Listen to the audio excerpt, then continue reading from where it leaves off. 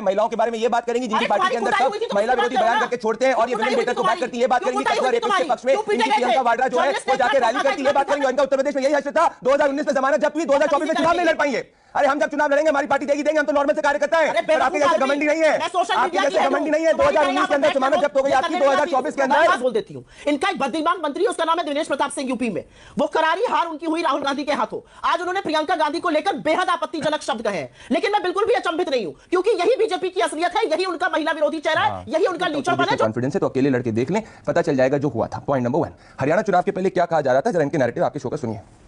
सामने है 20 के ऊपर अगर बढ़ जाए तो मेरा नाम बदल दीजिएगा। 15 से 20 के बीच में इनकी सीटें आने चाहिए, उससे कमी होंगी, ज्यादा नहीं होंगी हरियाणा में। इन्होंने कहा था कि इनका नाम बदल दिया जाएगा, ये आपके शो पे ही कहा गया था, तो पहले तो इनकी हरियाणा की समझ आपने देख ली, इनका नाम नया नाम।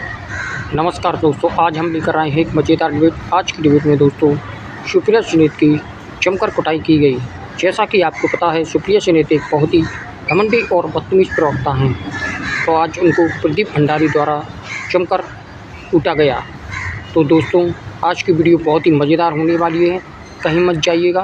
वीडियो को लाइक एंड शेयर जरूर कीजिए, और अगर आप चैनल पर नए हैं तो चैनल को सब्सक्राइब जरूर कीजिए। तो चलिए डिबेट शुरू करते हैं। मानक जी, हम सुबह भी जय श्री राम बोलते हैं, दोपहर को भी जय श्री राम बोलते हैं, रात को भी जय श्री राम बोलते हैं, क्योंकि प्रभु श्री राम हमारे लिए हमारी अस्तित्व है। ये लोग तो अभी तक प्रभु श्री राम का मंदिर तक नहीं जा पाए, जो कह रहे थे डेट लेके जाएंगे। अच्छी बात है कि साजन जी कम से कम प्रभु श्री राम का नाम तो लिया। अब वो 14 साल की बच्ची का रेप करने वाले को कम से कम अपनी पार्टी से तो हटा दीजिए, जो अयोध्या के अंदर ही हुआ था। खैर देखिए, आपको सुप्रिया जी की उत्तर प्रदेश की समझ को सीरियसली नहीं लेना चाहिए। महराजगंज के अंदर इनके डिपॉजिट जब्त हुए थे, और लड़की हूँ लड़ सकती हूँ की बात करने वाली कांग्रेस पार्टी 90% सीट्स के अंदर उत्तर प्रदेश चुनाव 2022 के अंदर जब प्रियंका वाड्रा ने कैंपेन किया था, डिपॉजिट जब्त हुए थे। समाजवादी पार्टी की बैसाखी के नाम पे सिंगल डिजिट वोट शेयर इनको मिला है। अगर इनमें सच में इतना उत्तर प्रदेश में कॉन्फिडेंस है तो अकेले लड़के देख लें, पता चल जाएगा जो हुआ था। पॉइंट नंबर 1, हरियाणा चुनाव के पहले क्या कहा जा रहा था, जरा इनके नैरेटिव आपके शो का सुनिए। सामने है 20 के ऊपर अगर बढ़ जाए तो मेरा नाम बदल दीजिएगा। 15 से 20 के बीच में इनकी सीटें आने चाहिए, उससे कमी होंगी, ज्यादा नहीं होंगी हरियाणा में। तो इन्होंने कहा था कि इनका नाम बदल दिया जाएगा, ये आपके शो पे ही कहा गया था, तो पहले तो इनकी हरियाणा की समझ आपने देख ली। इनका नाम नया नाम जो है देश की जनता जानना चाह रही है, और हरियाणा के अंदर दलितों ने हमको वोट किया, जाटों ने हमको वोट किया, हरियाणा की जनता ने हमको वोट किया, और उत्तर प्रदेश में भी वो होगा, क्योंकि विकास के नाम पे बात है। अब मैं फैक्ट्स की बात करता हूँ मानक जी। उत्तर प्रदेश में जब से अखिलेश यादव जी ने समाजवादी पार्टी की लीडरशिप संभाली है, एक बार आप बताइए कि वो भारतीय जनता पार्टी से विधानसभा चुनाव जीते हैं? नहीं जीते, नहीं जीते। सही बात है। तो मतलब यही हुआ कि जब पिछला उत्तर प्रदेश चुनाव 2022 का हुआ तो दो ही तो चुनाव हुए। हाँ, तो 2 चुनाव हुए, दोनों में हम जीते, है ना। लोकसभा चुनाव के अंदर पिछली बार जो है हम लोगों ने स्वीप किया था, 2014 के अंदर भी हमने स्वीप किया था, 19 में भी स्वीप किया था, 24 के अंदर हमको कुछ फीडबैक मैकेनिज्म, हमको चीजें इंप्रूव करने की जरूरत है। जैसे हमने हरियाणा में इंप्रूव करी थी, वैसे ही हम उत्तर प्रदेश के अंदर इंप्रूव कर देंगे। पॉइंट नंबर 1 पर कांग्रेस पार्टी को आज आपने देखा हसरत क्या हो गई। उमर अब्दुल्ला, जिन्होंने अपना फर्स्ट इंटरव्यू दिया था चुनाव में जीतने के बाद, उन्होंने क्या कहा था, प्रधानमंत्री Narendra Modi is an honourable man, we will not remove article, we will not get back article 370, only foolish people can think that article 370 can come back। और कांग्रेस पार्टी को क्या एक मंत्रालय दिया, एक मंत्रालय।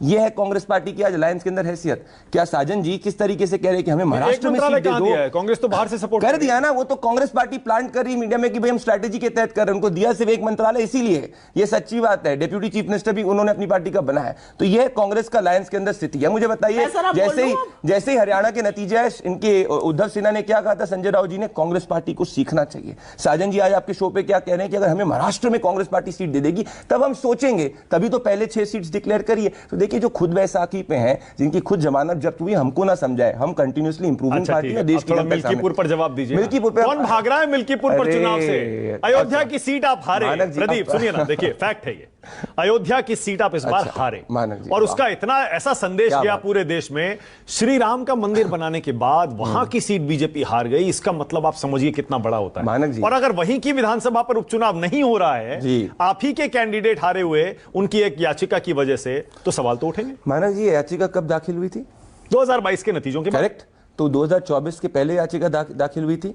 2022 में कौन जीता था इलेक्शंस? हम जीते थे। हाँ। तो अगर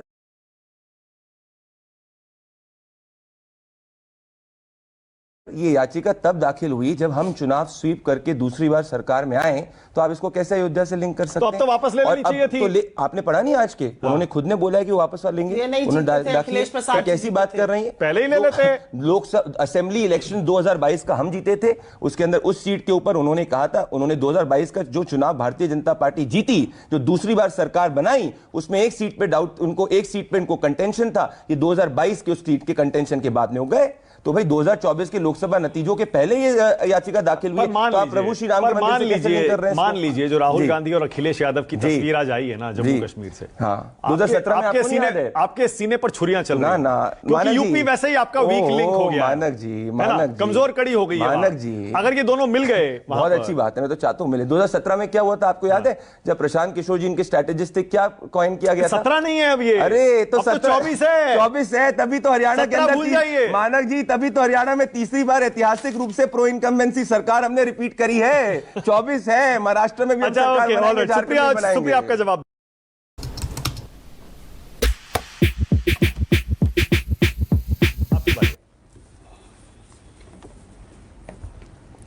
मैं बस संक्षेप में जवाब देना चाहती हूं। व्यक्तिगत और लीचड़ बातें करना ही बीजेपी को आता है।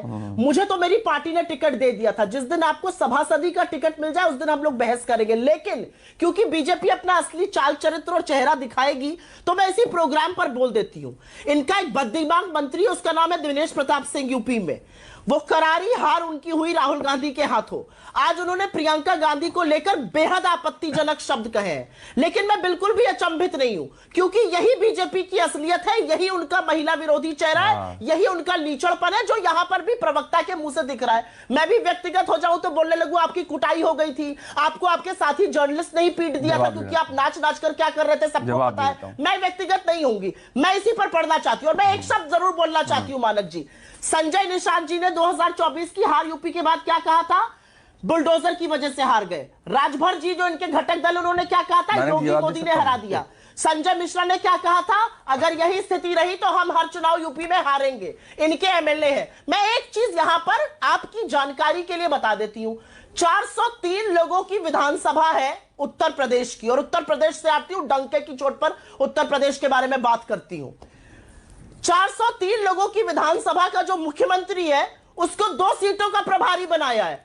अरे इतना भीतर घात है कि Brajesh Pathak versus Keshav Prasad Maurya versus Yogi Adityanath versus Amit Shah, UP संभल नहीं रहा इनसे, एक दूसरे की काट करने पर लगे हुए हैं। सबको पता है यूपी में क्या हो रहा है, सबको पता है कैसे तख्ता पलट करने की तैयारी यहां से रची जा रही है। ये यूपी पर बोलेंगे। आप जितने भी व्यक्तिगत हो जाइए, आप जितने भी भक्ति यहाँ पे बातें करिए, असलियत ये है कि यही आपका असली चाल चरित्र और चेहरा है, यही आपकी असलियत है। हमें चाल चरित्र की बातें कुटाई हुई थी, सही कुटाई हुई थी। नहीं, मैं पर्सनल का ये पीछे चली गई, ये पर्सनल चली गई जो पहले आज के दिन पत्रकारिता कर रही थी और कल कांग्रेस पार्टी का टिकट लेना शुरू कर दिया था without a cooling of period. ये पर्सनल हो गई जो कहती थी कि मंडी में रेट किया है, महिलाओं के बारे में ये बात करेंगी जिनकी पार्टी के अंदर सब महिला विरोधी बयान करके छोड़ते हैं और ये विमेन बेटर्स को बात करती है। ये बात करेंगी कठुआ रेपिस्ट के पक्ष में इनकी प्रियंका वाड्रा जो है वो जाके रैली करती, ये बात करेंगे। और इनका उत्तर प्रदेश में यही हश्र था। 2019 में जमानत जब्त हुई, 2024 में चुनाव नहीं लड़ पाएंगे।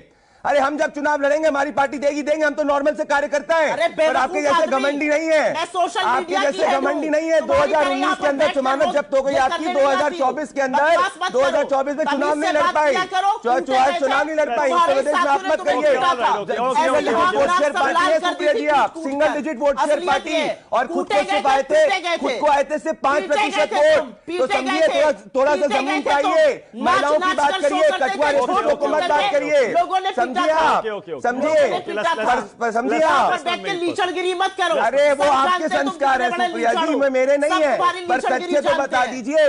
जो कल तक घमंड में हमको 10 सीटें देती थी वो हमको बताएंगी। One second, let's not make it